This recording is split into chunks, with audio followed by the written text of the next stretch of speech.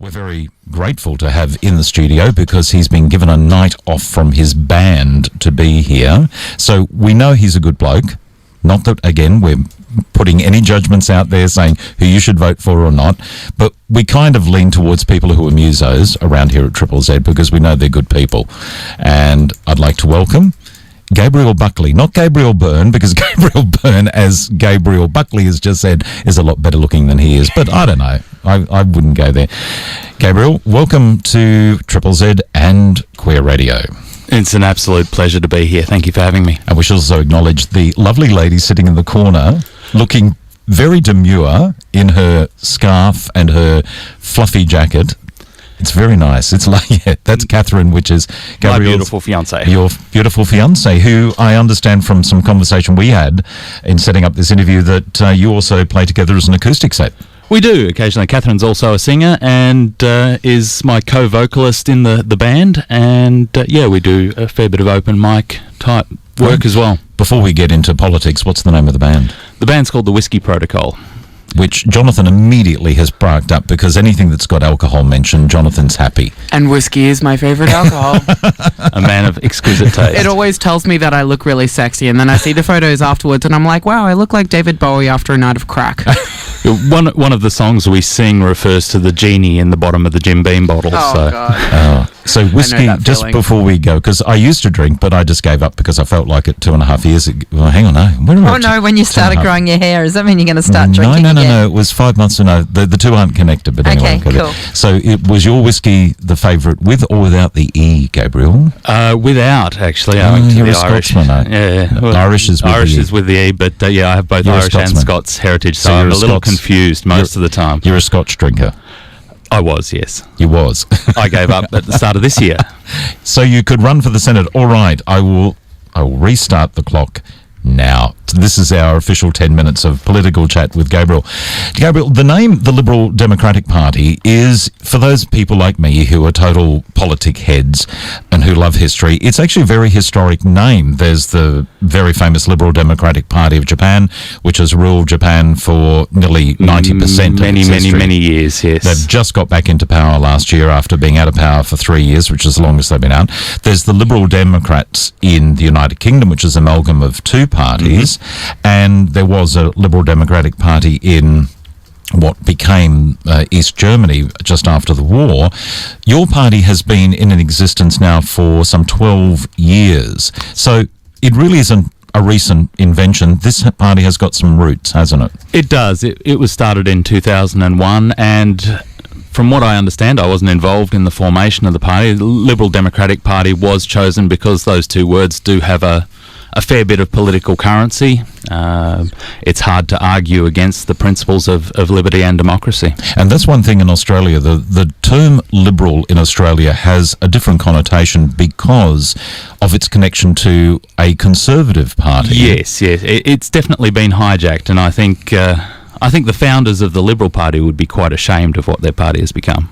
I understand, from my understanding of history anyway, that Robert Menzies, who founded the party, wanted it to have this liberal in the sense of less government control over things with a bit of an eye on some conservative social issues, but certainly not very reactionary conservative, which appears to be where the Liberal National Party is at the moment. But that's, Sure, and I think most people at the time in the prevailing social climate was fairly conservative at the time. So looking at your Policies. Yep. Thank you very much, Jonathan.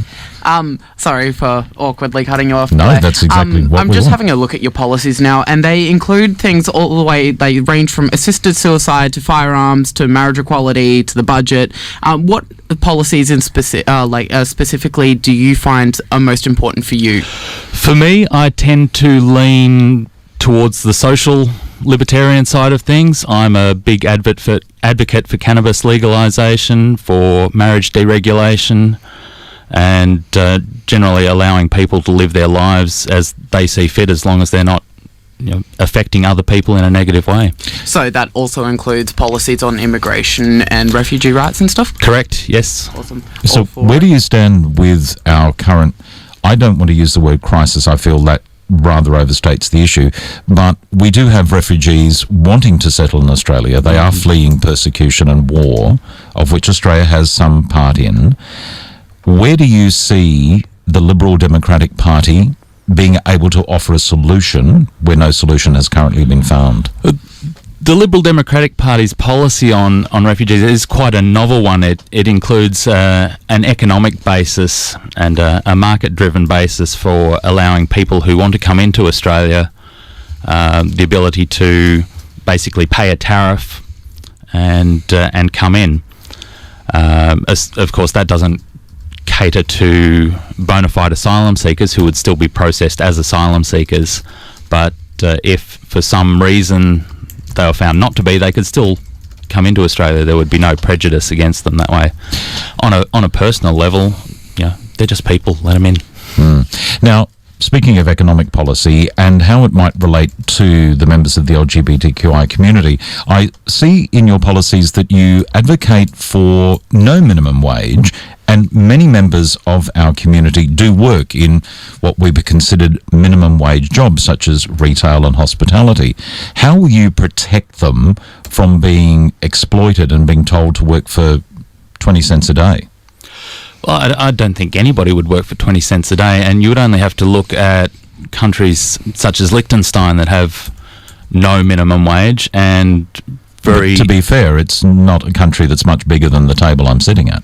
Not really, no, but I think we can certainly extrapolate it out. And it's a principality. It is a principality as well. And it's a very wealthy banking principality too. Correct, on all accounts. But I don't see that having a minimum wage is necessarily a good thing. It's one of those things that sounds great on paper, but there are a lot of... So why do you say, Gabriel, that it's not such a good thing? Where's your philosophy on that? My philosophy on that is that it basically stipulates a minimum that you can pay people if you employ them under certain situations. There are numerous ways where we can get around minimum wage laws. We can, tell people that we're not going to hire them unless they become an independent contractor, and then we'll pay them contract rates that are less than minimum wage. And as well as, not paying them as much as you might otherwise, you're also forcing the people in society who are least capable of running a business and managing, BAS statements and all the overhead that comes with owning a business into that situation where they are both business owners and not getting very much money for their time. Don't you think that not having a set minimum wage for award standards could actually lead to employers abusing the system and, especially for young workers who have just got into the workforce and aren't aware of their rights as an employee, be abused by the fact that there is no set minimum standard and they wouldn't know better? Yeah, well, the no minimum wage that we're talking here, we'll get that clear, is a federally mandated minimum wage from the government. It doesn't mean that we're counting out awards. It doesn't mean we're counting out collective bargaining or enterprise bargaining agreements. So there still would be plenty of facility there for people to voluntarily enter into minimum wage agreements, whether through a union or through an enterprise bargaining scheme. So you don't see unions as necessarily having to be disbanded or abolished? No. I have a lot of time for unions, and I think they do some good things. Right. One other associated issue, and I do wish to hurry on because we're coming up to the 7-minute mark. Sure. Welfare. You have a policy where all welfare should be replaced with something called negative income tax that provides a basic standard of living and assistance to the working poor. In about 45 seconds, can you sum that up for me, please? That policy is a little bit outdated. We've recently revised our welfare policy. The predominant issues I see with welfare is a lot of it goes to corporates, the millions and millions of dollars handed out to Holden and Ford, and other corporate welfare is of far greater significant concern to me. Second to that, we've got all the middle class welfare where people who are earning quite good money are being taxed heavily on one hand and then getting welfare back. People who are in genuine need, I have no problem with giving welfare to. Sharon. Gabrielle, I wanted to ask a question about people who own their own homes. So you've got your homeowners who aren't renting.